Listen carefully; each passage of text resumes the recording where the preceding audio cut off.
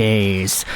This is exactly what everybody hates me for talking about. But it's exactly the kind of topic that everybody wants to listen to. I don't know how it works, man. You can't please everybody. But while that may be the case here, that the fact that we are making this video and titling it the way we are and thumbnailing it the way we are is going to get called out, it doesn't change the fact that there is interest in this topic, which is why we are diving over onto Eric Engels' most recent Montreal Canadiens mailbag from yesterday. The title is very simple, and it's the reason why you clicked on this video.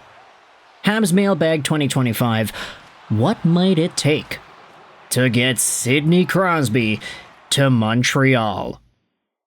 Now, this is a really interesting first question and first answer that Eric Engels goes out there and provides on the mailbag, because essentially he goes out there and lays everything out. It's an essay and a half's length worth of an answer that talks about Sidney Crosby and the situation with the trade status, how things could work out, what other teams could be in the mix, and it provides us with a very interesting opportunity to dive into the psyche of one of the more connected Montreal Canadiens beat reporters. Here's the question on the mailbag. By the way, the article is going to be linked in the description if you want to go out there and read this yourself on your own time. But the question from Jonathan Michel asks Eric Engels, "Hey, thanks. I really appreciate your insight. In the rare event that Sidney Crosby is actually willing to leave Pittsburgh and willing to come to Montreal, what does the marketplace look like for him? And what would it take for the Habs to get him?" This is what Engels replies at the very beginning of his long essay on Sidney Crosby. I like the way Jan's question is framed. And since Sidney Crosby is le sujet du jour in Montreal, it's only fitting we start making this mailbag with this, provided everyone reading this understands that we are just delving into fantasy. Do I understand that? I don't know. Yeah, no, it's fantasy, guys. Sidney Crosby is not going to leave, but if he were to leave, this is the trade update. All I'm presuming here is an opinion, with no new information to go on and endless assumptions to make. Engels says, as far as anyone knows, Crosby wants to be a Pen for life, and there are no indications that has changed. I'd imagine there's less than a handful of people who would know how he truly feels about coming to Montreal if it were to change. There's been a lot of speculation the soon-to-be 38-year-old would jump at that opportunity, but it's all been driven by perception, by Crosby growing up as a Habs fan, by Father Troy being a former Habs draft pick, by the idea that he'd be compelled by the team's rise in its promising core, and by Crosby making his love for playing at the Bell Center well known throughout his 20 years in the NHL. Even assuming all those factors were relevant enough to Crosby, they might not be relevant enough for him to leave Pittsburgh and choose Montreal over other places. Is that the disclaimer that we need to put out there at the beginning of the video? Hey man, look, the article is even titled, What It Might Take to Get Crosby to Montreal, so yeah, the disclaimer is needed at the beginning, but still, everybody knows what's going on here with the media and the way that this question is being framed. Let's go out there and read what Engels talks about in regards to whether or not Montreal would be the only destination out of the NHL that Crosby would go to if he decided he would like out of Pittsburgh. Take a look at this. I'd hardly be putting myself on an island suggesting that Colorado would also be one destination of choice, with fellow Nova Scotian and good friend Nathan MacKinnon there and the Avalanche already a cup contender. It's hard to imagine him preferring another team.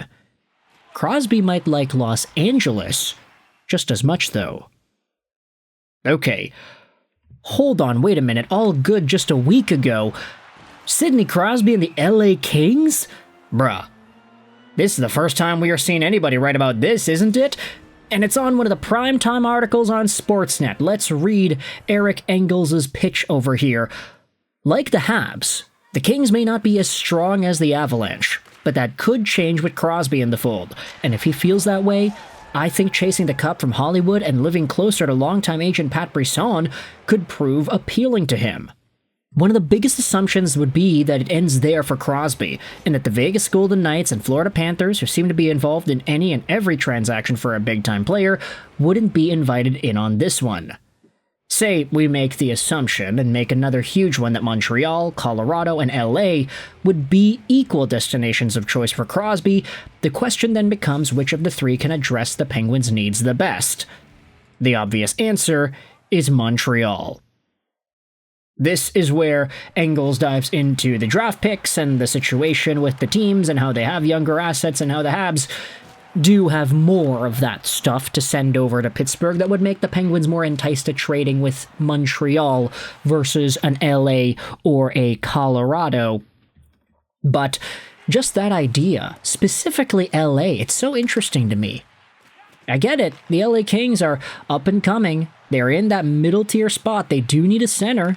Imagine Crosby, Kopitar, Danault. Oh boy. We've spoken all this talk about that KKO, we're not going to say that line, with Kempe, Kuzmenko, and Kopitar. They have been so good together, especially since Kempe and Kopitar are very good defensively minded players. Kuzmenko doesn't need to be too defensively responsible on that line. But Kuzi is a free agent to be, and who knows if he ends up re-signing in LA.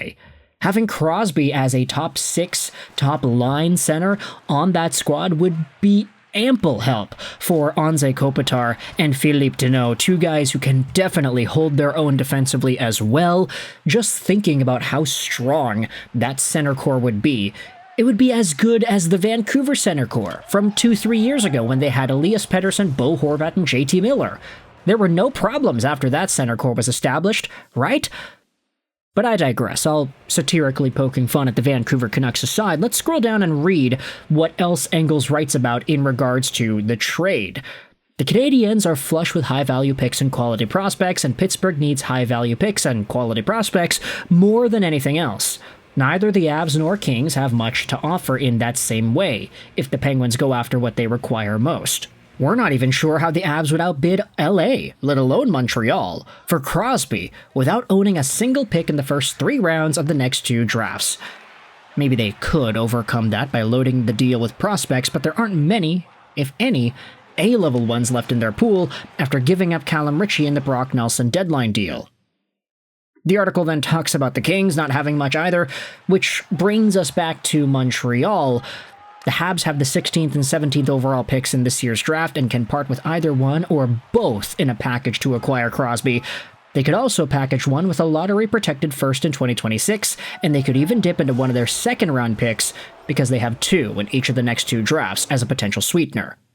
And they can throw in any combination of 2 prospects not named Demidov, Reinbacher, Fowler, or Hage to complete the deal while taking on Crosby's full cap hit. That's a lot. But it's Sidney Crosby, so we don't care. The article then says for LA and Colorado, it would be needing some creativity, but it feels like whatever Montreal could give in a Crosby trade would just be too much for Colorado and LA to try and outbid.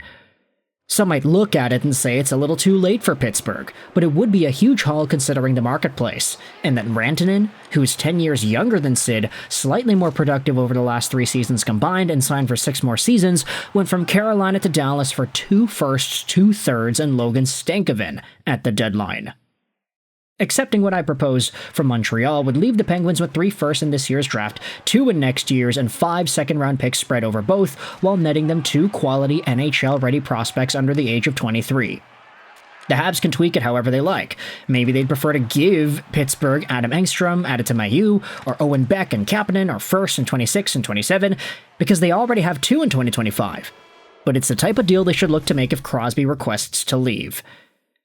And this is why I wanted to leave the link in the description of this article and have you read it yourself, because we only read maybe like 50% of what's actually written here. I don't have the official word count, but Eric Engels really dives into this Crosby, Montreal, Colorado, LA thing, which is why we're making this trade update video here today, just to spread the word and get some conversations going on YouTube. With that in mind, I want you to let me know your thoughts in the comment section below. How do you feel about the Sidney Crosby trade talk from Pittsburgh to Montreal or LA or Colorado. Which team do you think fits the most? Which team do you think has the best price to offer? Let me know in the comment section below. I hope you enjoyed this video. And bye.